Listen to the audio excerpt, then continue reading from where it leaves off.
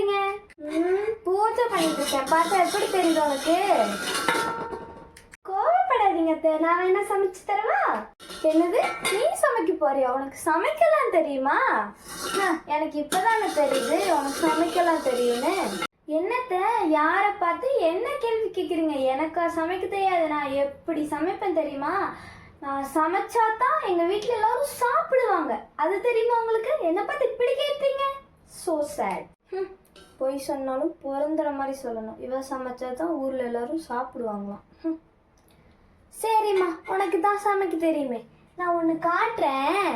இது என்னன்னு சொல்லு பார்ப்போம். இது என்னது சொல்லு, கொடுங்க. என்னத்த உங்களுக்கு இது என்னன்னு தெரியலையா? மஞ்சள் கலர்ல இருந்தா அது மஞ்சள் பருப்பு, சின்னதா மஞ்சள் கலர்ல இருந்தா அது சின்ன மஞ்சள் பருப்பு. இது கொஞ்சம் மடங்கி இருக்கு, அதனால மடங்கின சின்ன மஞ்சள் பருப்பு. இது கூட தெரியலையா உங்களுக்கு?